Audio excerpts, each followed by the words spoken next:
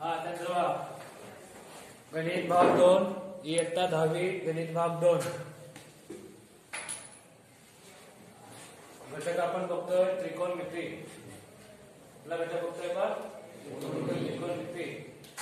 गेल्या पाठामध्ये आपण काय बघितलो? त्रिकोणमितीशी संबंधित त्रिकोणमिती उपयोजन. उपयोजन म्हणजे काय? उपयोग. त्रिकोणमितीचा उपयोग कसा केला जातो त्याच्याशी संबंधित काही संज्ञा काही घटक आपण बघितले. त्याच्यामध्ये काय बघितलं आपण? दृष्टिरेषा म्हणजे काय बघितलो. त्यानंतर काय बघितलं? अवनत कोन. त्यानंतर काय बघितलं? उन्नत कोन. या तीन संकल्पना आपण बघितलेले आहेत. आता या तीन संकल्पनांचा वापर करून त्रिकोणमितीचे जे उपयोजन आहे म्हणजे उपयोग कुठं कुठं होतो म्हणजे मंडळाची उंची असते काढण्यासाठी होतो किंवा एखादं समुद्रात जहाज असेल तर ते जहाज समुद्र सपाटीपासून किती अंतरावर ते काढण्यासाठी केला जातो. तसंच एखाद्या झाडाची उंची काढायची असेल तर त्यासाठी सुद्धा केला जातो. आता तो कसा केला जातो नेमकं तो आपण या पाठामध्ये बघणार आहे. त्यासाठी सराव संच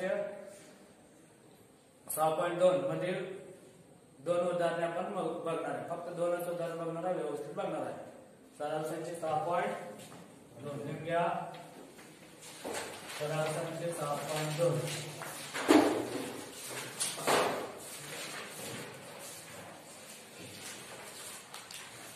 काही महत्वाची उदाहरण आहेत त्या सराव संच 6.2 मध्ये बघा. पहिलं उदाहरण आणि दुसरं उदाहरण हे महत्वाचं आहे. हे दोन्ही उदाहरण आपण बघणार आहे. सराव संच 6.2 त्रिकोणमितीचं उपयोजन म्हणजे उपयोग कसा केला जातो तो आपण काही उदाहरणं सोडवून बघणार आहे. त्यातलं पहिलं उदाहरण लिहून घ्या.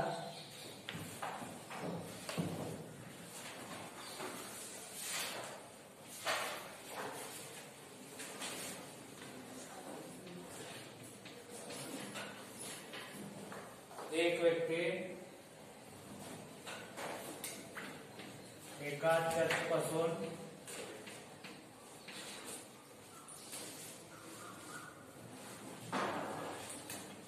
80 मीटर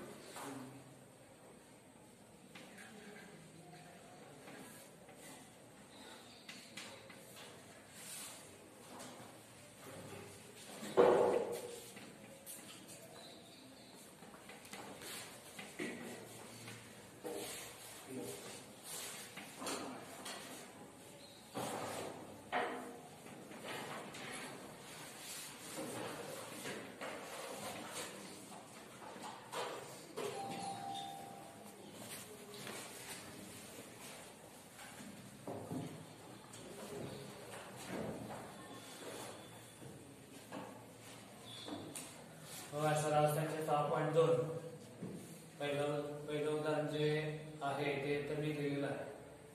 व्यवस्थित लिहून घ्या. आणि उदाहरण परीक्षेमध्ये एखादा प्रश्न असेल तर तो प्रश्न सुरुवातीला काळजीपूर्वक वाचायचा आहे. काय करायचा आहे? प्रश्न काळजीपूर्वक 1-2 वेळा वाचायचा. कारण तो प्रश्न तुम्हाला अगोदर समजायला पाहिजे नेमकं काय करायचं. सराव जास्त असेल तर काय डायरेक्ट सराव करतोय पण तो सराव असेल तर तुम्हाला व्यवस्थित प्रश्न 2 वेळा 3 वेळा वाचून घ्यायला पाहिजे. प्रश्न काय बघा लिहून घेतला.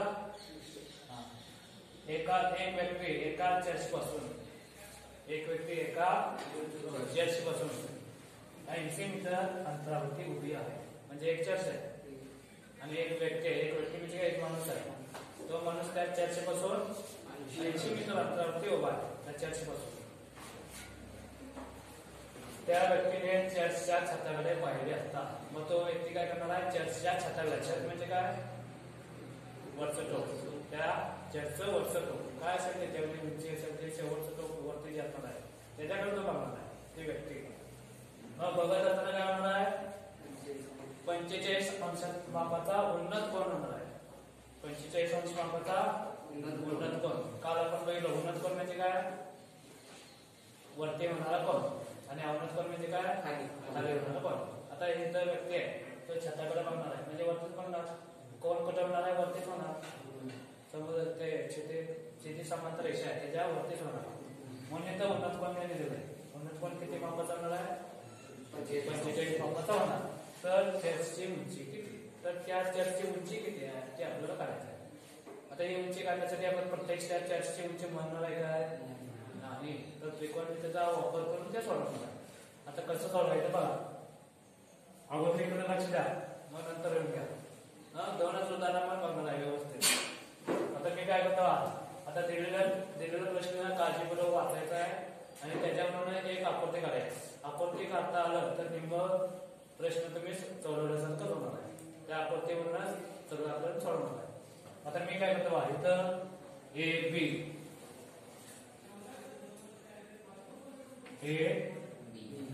आता ए बी म्हणजे काय करणार आपण चर्च म्हणणार ए बी म्हणजे काय चर्चची उंची आता चर्च कसं असणार जमिनीला बरोबर लंबच असणार आहे काय असणार असं काय चर्च काय असं वापर तिकडे काय असणार नाही जमिनीला बरोबर जसं एखादं भिंत असेल जमिनीला कसं असणार आहे लंबच असणार आहे मग कसं तर ते भिंत पडणार आहे त्यामुळे चर्च कसं असणार आहे जमिनीला लंब म्हणजे ए बी काय घेतलं आपण चर्च इथं सुरुवातीला लिहिला तरी चालतंय ए बी म्हणजे काय चर्चची उंची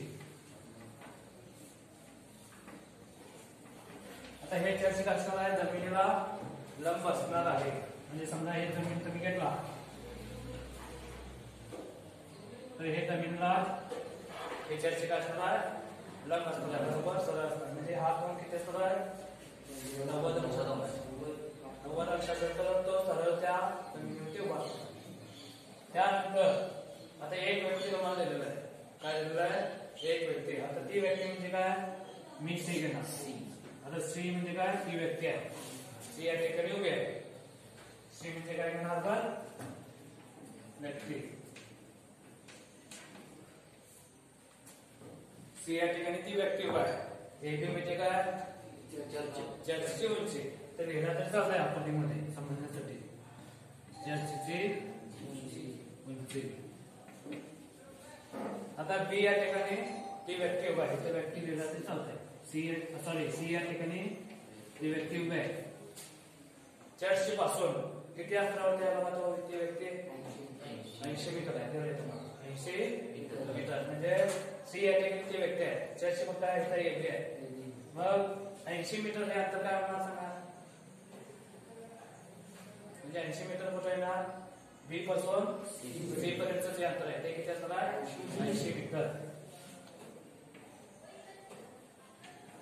एक कशी सी म्हणजे व्यक्ती घेणार आहे व्यक्ती म्हणजे काय त्याचं पूर्ण शरीर घ्यायचं नाही त्या व्यक्तीचा फक्त डोळा म्हणजे आपण समजतो डोळा म्हणजे सी पॉईंट कोण त्याची उंची आपण काढणार नाही घेणारच नाही निरीक्षकाचा डोळा म्हणजे तो पॉईंट घेणार आहे आता हे सी ठिकाणी ती व्यक्ती उभी आहे ए बी म्हणजे काय चर्च आहे ए बी लांबी तुम्ही घेतला तर ती चर्चची उंची आहे आणि सी व्यक्ती म्हणजे तो ती व्यक्ती या चर्चेपासून 80 मीटर अंतरावरती आहे म्हणून बीसी किती होणार 80 मीटर तुम्ही इथं पाहिजे तर लिहू शकता बीसी बरोबर काय 80 मीटर त्यानंतर आपल्याला काय करायचं प्रश्न काय बघा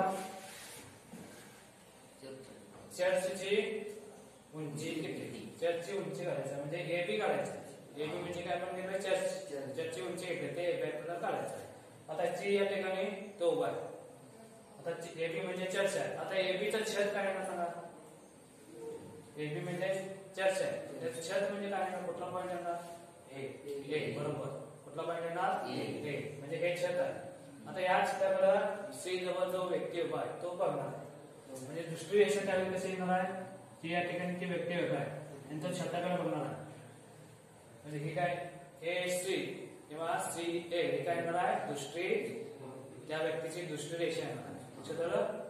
तरी पाहिजे तर लिहू शकता दृष्टी रेषा. C या ठिकाणी व्यक्ती उभा आहे. A हे त्या चर्चेत क्षेत्र आहे. मग C ठिकाणापासून ते व्यक्ती छताकडे बघितलं AC हे त्या व्यक्तीची दृष्टी रेषा बना. त्यावेळी होणारा कोण किती आहे बघा. आता हे BC म्हणजे काय क्षैतिज समांतर रेषा असणार आहे. आणि C बिंदूपासून A बिंदूकडे छताकडे बघितलं किती अंशाचा कोण होतो 45. आता हा कोण झालाय का बघा.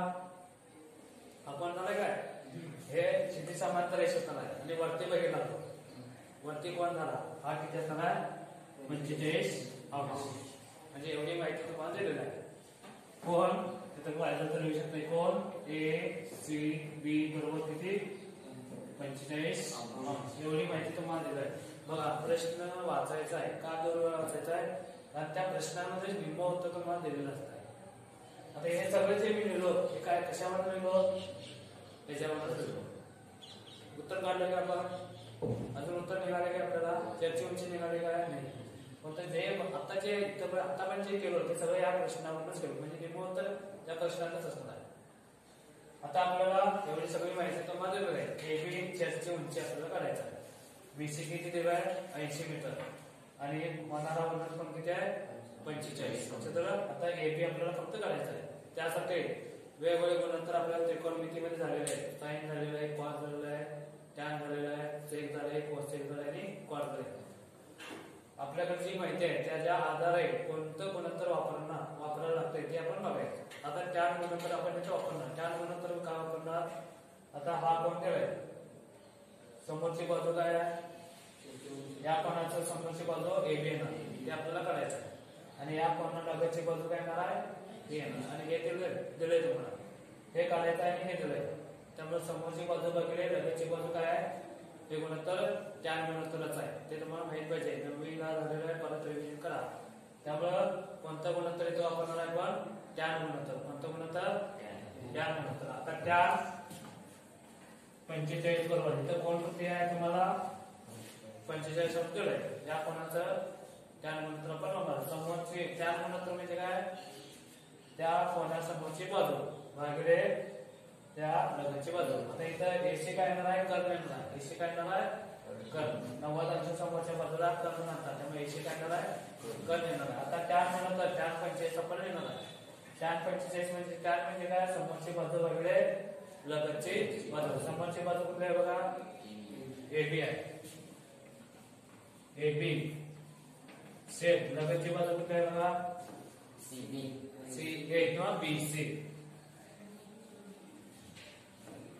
आता किमती ठेवा. टॅन 45 ची किंमत किती आहे बघा पाठीमागं बघा सराव त्यांचे 6.1 च्या अगोदर तिथं एक टेबल दिले सगळ्या गुणोत्तर दिले. टॅन 45 चे गुणोत्तर किती आहे बघा. गेल्या वर्षी पण झालेलं आहे या वर्षी पुस्तक असेल तर पुस्तकात बघा सारणी दिले बघा. त्याच्यामध्ये टॅन 45 ची किंमत किती आहे 5 नंबर बघा. हे तुम्हाला माहित पाहिजे.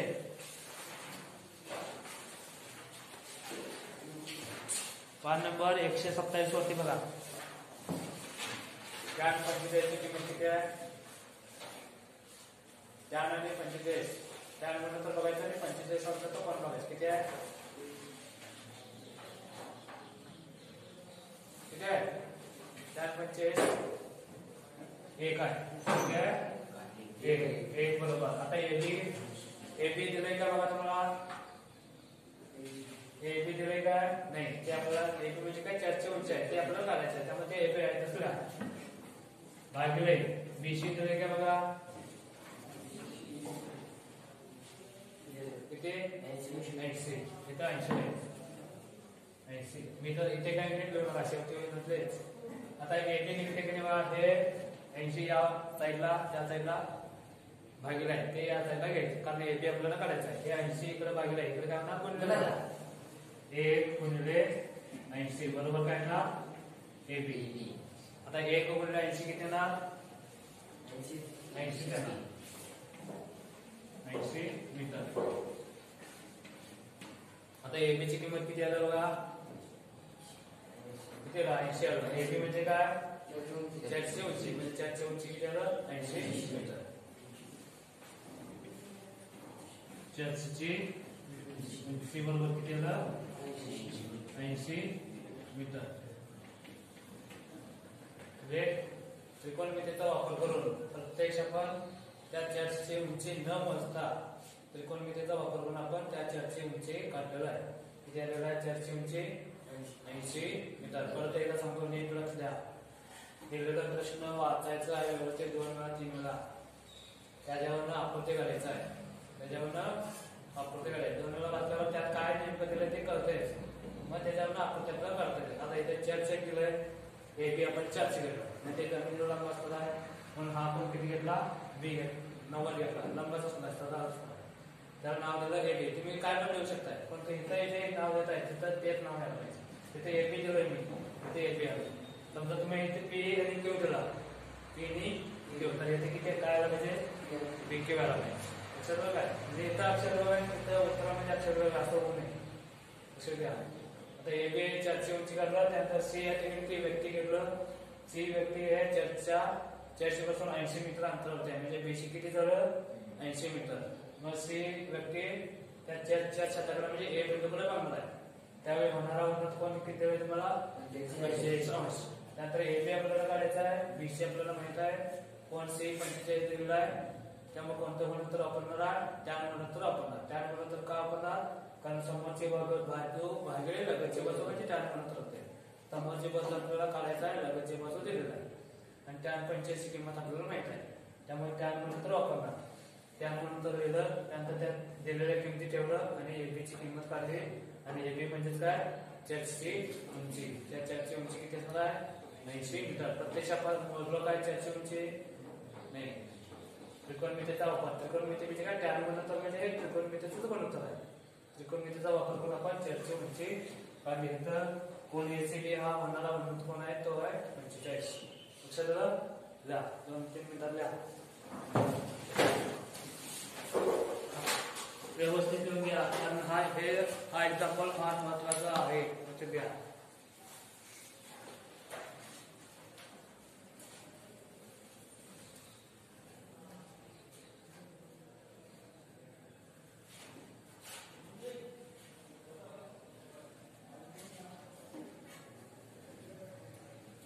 प्रत्यक्ष आपण त्या चर्चची उंची न मोजता त्रिकोणमितीचा वापर करून चर्चची उंची काढलेलं आहे. फक्त तुम्हाला या कोणतं गुणोत्तर वापरायला लागणार हे तुम्हाला लक्षात आलं पाहिजे. त्यामुळे जे त्रिकोणमिती संबंधित गुणोत्तर आहेत ते सगळे एका ठिकाणी लिहून करा. त्याचा अभ्यास करत राहा.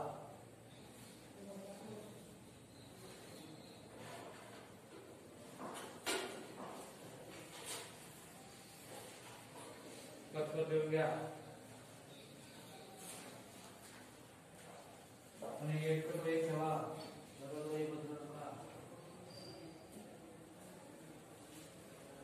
शिकवले जरा घरात बघत जावा.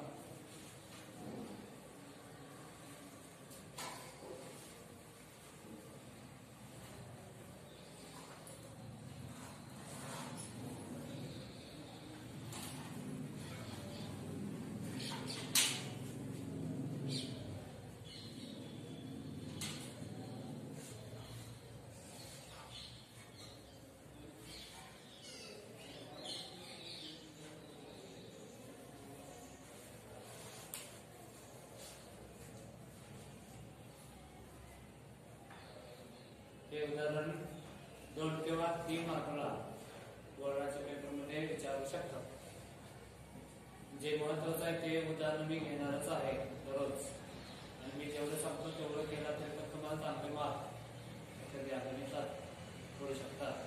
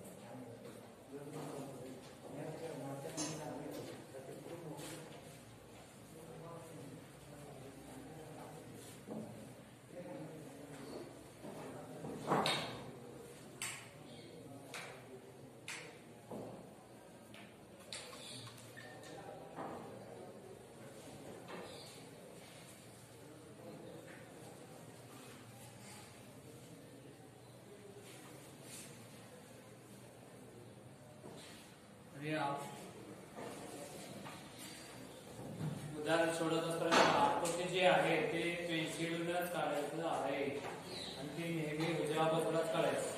काय करायचं? आकृती वेगवेगळ्या प्रश्नाची जी आकृती आहे ते उजव्या बाजूला काढायचं. त्याच्याशी संबंधित जी माहिती आहे ते इथं त्याच्याकडे राहायचं आणि खाली त्याच्या उत्तर राहायचं. आकृती इकडे काढायचं नाही, माहिती तिकडे राहायचं असं कळत नाही. गणित भाग 2 मध्ये म्हणजे भूमितीमध्ये कुठली पण आकृती असते ती उजव्या बाजूलाच काढायची आणि त्याच्याशी संबंधित जी माहिती आहे ती डाव्या बाजूला घ्यायचं आणि खाली सोडत जायचं. त्यानंतर सराव संचय 6.2 मध्ये दुसरं उदाहरण लिहून घ्या.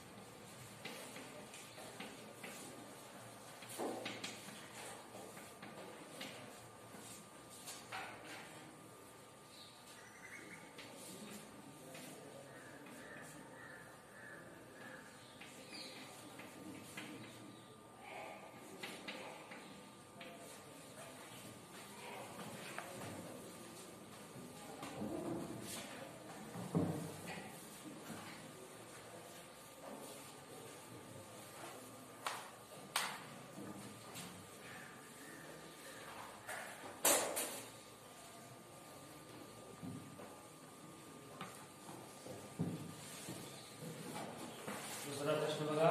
दीपग्रहावरून एका जहाजाकडे पाहताना 60 अंश मापाचा अवलंब कोण होतो? जर दीपग्रहाची उंची 90 मीटर असेल तर ते जहाज दीपग्रहापासून किती अंतरावरती आहे? आणि तर वर्गात 3 ची किंमत तुम्हाला दिलेली आहे 1.73. आता दिलेलं उदाहरण 1-2 मिनिट वाचा, ते मराठीला म्हणा 2 वेळा. त्याच्यावर आपल्याला आकृती काढायचा आहे, योग्य आकृती काढायचा आहे. आकृती काढलं तर निम्म उत्तर तुम्हाला येणार आहे.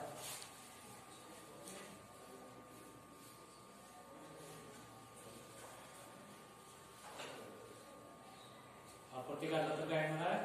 तुमचं निम्म उत्तर तिथंच मिळणार आहे तुम्हाला.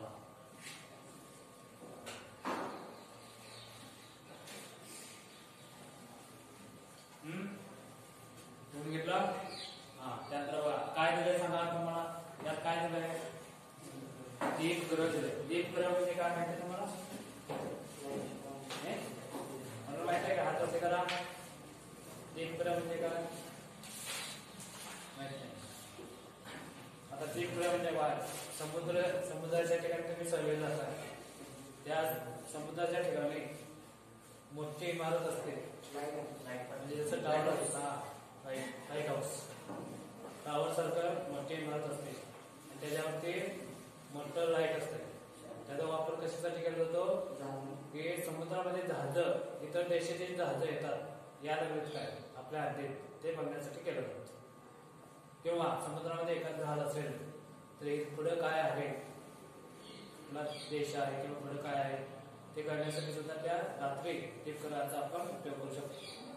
दीपगृह म्हणजे काय समुद्राच्या साईडला जे ग्रह आहे टावर सारखं जे इमारत आहे त्याला दीपगृह म्हणतात.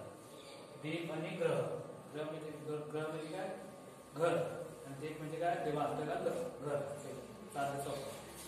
आता समुद्र किनारी दीपगृह असतात त्यानंतर एका जहाजाकडे पाहताना किती अंशाचं कोण होतंय. आता इथं दीपगृह तुम्हाला कळायला पाहिजे. आता इथं कळा PQ म्हणजे काय करणार आपण दीपगृह लिहा माझ्याबरोबर लिहा.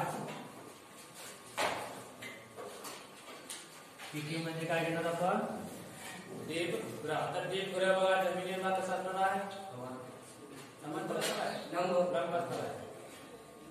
म्हणजे हा कोण किती असणार आहे 90 असणार आहे म्हणजे कोण केव 90 असणार आहे. आणि काय दिलंय बघा दीपगृहावरून म्हणजे इथं तो एक व्यक्ती आहे दीपगृहाच्या वरती आहे खाली नाही तर वरती आहे बरोबर. एका जहाजाकडे एक जहाज आहे ते समुद्रात आहे. समजा इकडे समुद्र असेल तर समजा आर या ठिकाणी एक जहाज आहे. आर या ठिकाणी काय जहाज आहे. दीपगृह हे समुद्राच्या साईडलाच असणार आहे. आर या ठिकाणी त्या समुद्रामध्ये एक जहाज आहे. हे PQ म्हणजे काय दीपगृह आहे. PQ म्हणजे काय दीपगृह. आर या ठिकाणी जहाज आहे समुद्रामध्ये बरोबर. त्यानंतर या दीपगृहाची एखादी एक व्यक्ती आहे ती व्यक्ती काय करणार आहे त्या जहाजाकडे बघणार आहे. काय करणार आहे जहाजाकडे बघणार. आता इथे या ठिकाणी व्यक्ती आहे त्यामुळे त्याची क्षितिज समांतर रेषा काय येणार आहे हे अशी येणार आहे. आता घ्या क्षितिज समांतर रेषा काय येणार आहे जमिनीला समांतर. क्षितिज समांतर रेषा म्हणजे काय जमिनीला समांतर. हे जमीन आहे याला समांतर येणार. मग या व्यक्ती काय करणार आहे जहाजाकडे बघणार आहे. मग हे PR हे काय येणार आहे त्यावेळी त्या व्यक्तीची दृष्टी रेषा येणार. त्यावेळी होणारा काय झालं बघा अवनत कोण दिलं. अवनत कोण म्हणजे काय सांगितलं काल अवनत कोण काल सांगितलंय. अवनत कोण आणि अवनत कोण खाली होणारा कोण म्हणजे हा कोण हा खाली झालाय का बघा. ही क्षितिज समांतर रेषा ही दृष्टी रेषा. त्यावेळी अवनत कोण जो होतो किती दिलाय तो 90 आहे. ते उंची आहे दीपगृहाची 60 म्हणजे हा कोण तुम्हाला दिलाय 7. आणि काय दिलाय दीपगृहाची उंची. दीपगृह आपण काय घेतलो PQ घेतलो. त्याची उंची किती दिली तुम्हाला 90 मीटर. दीपगृह आपण PQ घेतलं त्याची उंची 90 मीटर झाली.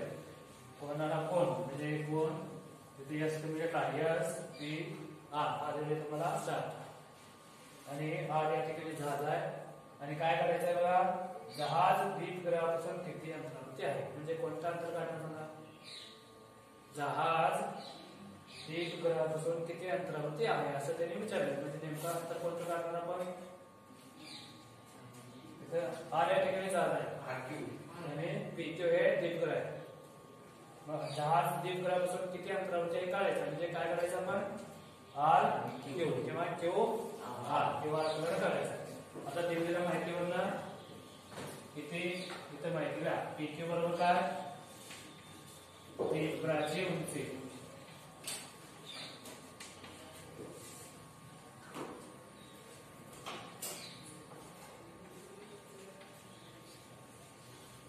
ती तुम्हाला दिले किती 90 मीटर.